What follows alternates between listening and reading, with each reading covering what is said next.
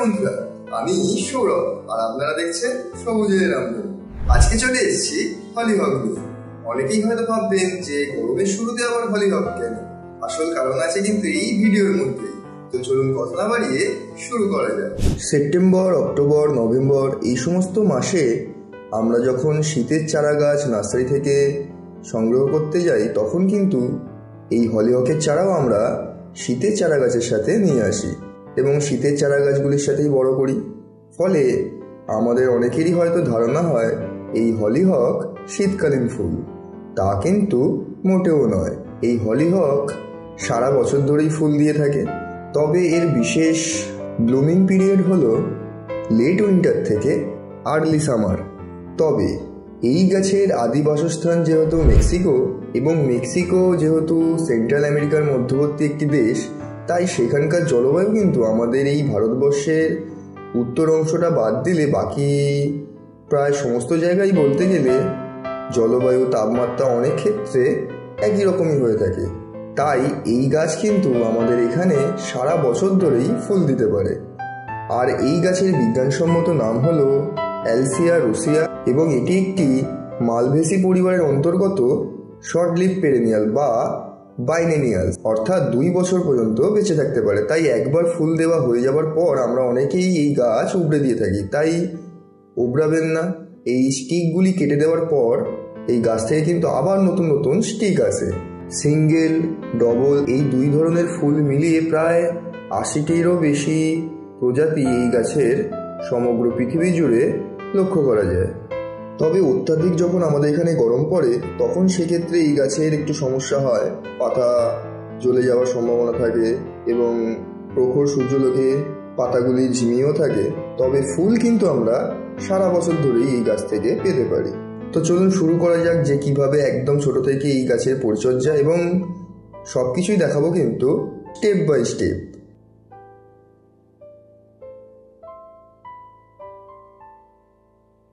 এই যে ফুটেজটি দেখছেন, এটি প্রতিস্থাপনের অন্তত 1 মাস পরের অবস্থা, এবং প্রতিস্থাপনটা ওই সাধারণ মাটি, অর্থাৎ মাটি, বালি, ভার্মি কম্পোস্ট এই দিয়ে একটা সাধারণ মাটি বানিয়ে নিয়ে তাতেই প্রতিস্থাপন করেছিলাম। এবং এই যে আমার গাছগুলি দেখছেন, এগুলি কিন্তু আমি এবছরে নার্সারি থেকে নিয়ে আসিনি। গত বছরে যে হলিহকের দানা সংগ্রহ করে রেখেছিলাম সেইগুলি থেকেই এই 2টি গাছ কিন্তু আমি বানিয়েছিলাম। আসলে অনেকগুলি চারা গাছ হয়েছিল সেই দানা জেনারেট হয়ে, তবে এই 2টো গাছকেই বাঁচাতে পেরেছি। তো যাই হোক, এই যে অবস্থাটা দেখছেন, এই মতো অবস্থা থেকে আমরা প্রথম খোল জল দেওয়া শুরু করব।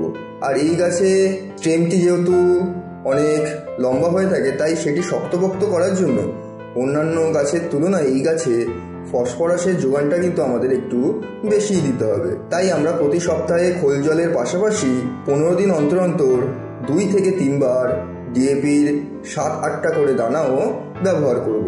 আর হ্যাঁ, এই গাছে মাইটস, মিলিবাগ এই সমস্ত নানারকম রোগ পোকার আক্রমণ করে থাকে। তাই ছোট থেকেই আমরা যদি প্রতি সপ্তাহে অন্তত 1 বার কীটনাশক ব্যবহার করতে পারি, তাহলে এই গাছগুলিকে আমরা অনেক বেশি রোগ পোকার আক্রমণ থেকে সুরক্ষিত রাখতে পারবো।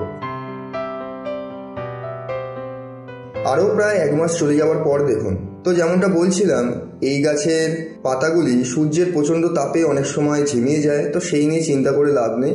তো যাই হোক, এই অবস্থায় দেখুন এই গাছে কিন্তু কুঁড়ি চলে এসছে। তো এই মতো অবস্থা থেকে গাছে খোল জল দেওয়ার আর দরকার নেই।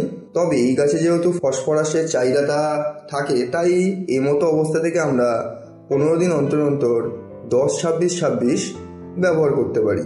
আর তা না হলে সব থেকে সোজা পরিচর্যা হচ্ছে এই মতো অবস্থা থেকে আমরা ওই 10-12 দিন অন্তর অন্তর গাছের গোড়ায় সুপার ফসফেট এবং লাল পটাশ 2:1 রেশিওতে মিশিয়ে সেটা গাছের গোড়ায় দিয়ে দেবো, এবং সেটা কিন্তু খুবই সামান্য পরিমাণে, এবং তাতেও কিন্তু একই কাজ হবে। আর হ্যাঁ, কীটনাশকটা কিন্তু আমাদের অবশ্যই চালিয়ে যেতে হবে। আর খুব ভালো করে যদি লক্ষ্য করেন, দেখুন 2টো গাছের পাতার আকৃতি কিন্তু ভিন্ন। তার মানে বোঝাই যাচ্ছে যে 2টোই গাছে আলাদা আলাদা রঙের ফুল ফুটবে। তো আমরা ছোট অবস্থায় যখন নার্সারি থেকে চারা গাছ নিয়ে আসি, সেই অবস্থায় এই ব্যাপারটি মাথায় রাখলে কিন্তু আমরা বিভিন্ন রকমের চারা গাছ নিয়ে আসতে পারি। আরও প্রায় 1 মাস চলে যাওয়ার পর দেখুন গাছে কিন্তু এখন কন্টিনিউয়াসলি ব্লুমিং চলছে, এবং প্রায় 10-12 দিন আগে থেকেই ব্লুমিং স্টার্ট হয়ে গেছে।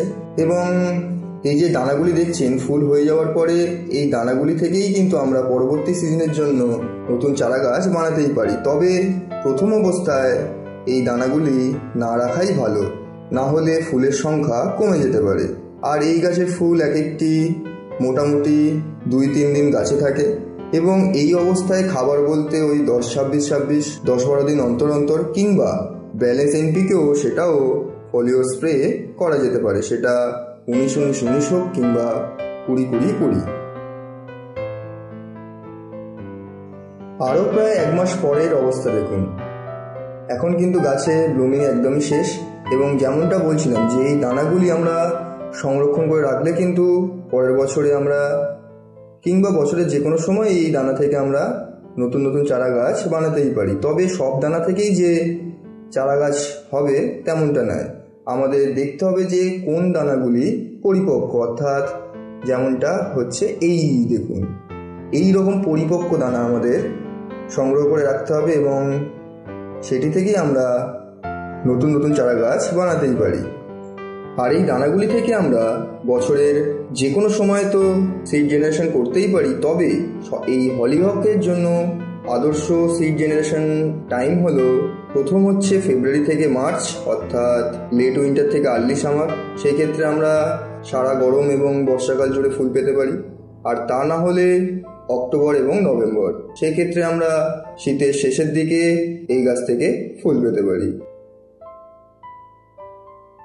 আরও 15 দিন চলে যাওয়ার পর দেখুন আমরা অনেক ক্ষেত্রে এই গাছ একবার ফুল দেওয়ার পরেই কিন্তু গাছটিকে উবড়ে দিই। তবে এই গাছ কিন্তু ন্যাচারালি 2 থেকে 3 বার পর্যন্ত ফুল দিয়ে থাকে। তাই একবার ফুল হয়ে যাওয়ার পর গাছটিকে না উবড়ে মেন যেই ডালটি থেকে আমরা ফুল পেয়েছি সেটি কেটে দিলে পাশ থেকে কিন্তু আরও নতুন নতুন ডালের দেখা পাওয়া যায়। তো দেখুন এই গাছ দুটির ক্ষেত্রেও আমি মেইন ব্রাঞ্চগুলি কেটে দিয়েছিলাম এবং সাইড ব্রাঞ্চগুলি বেশ বড় হয়ে উঠেছে এবং একটিতে তো ফুলও চলে এসছে, অর্থাৎ কুড়ি।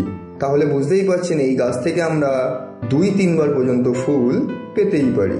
আর এই অবস্থায় পরিচর্যা বলতে সব থেকে সহজ হচ্ছে 10-26-26, আর তা না হলে প্রথম অবস্থায় কিছুটা ডিএপি এবং তারপরে যে কোনো একটি পটাশ জাতীয় সার, তাহলেই কিন্তু এই গাছের জন্য যথেষ্ট।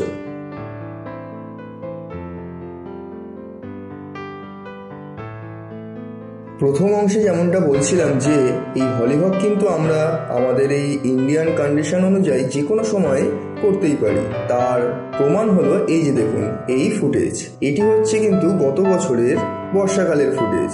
আমি গত বছরেও হলিহক করেছিলাম এবং সেটা করেছিলাম ওই শীতকালে, এবং তারপরে ফুল দেওয়ার পরেও গাছগুলিকে উবড়েও দিয়েছিলাম।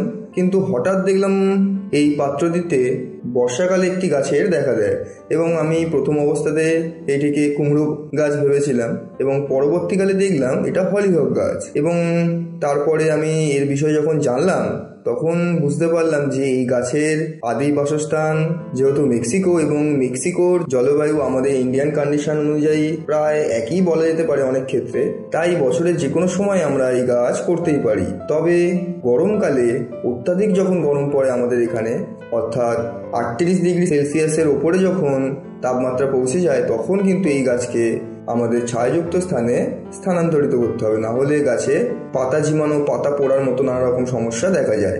আর হ্যাঁ, এই গাছ কিন্তু খুব বেশি জল পছন্দ করে না এবং ওভার ওয়াটারিং করার ফলে অনেক ক্ষেত্রে এই গাছে ফাঙ্গাসজনিত সমস্যাও দেখা যায়।